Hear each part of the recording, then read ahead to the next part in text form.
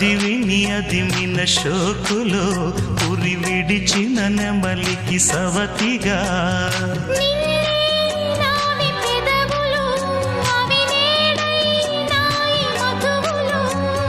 రెండు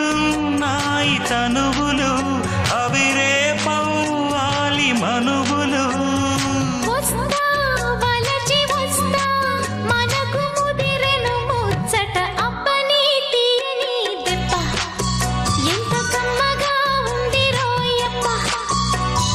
అమ్మ నీనున్న నీ బుగ్గ ఎంత లేదగా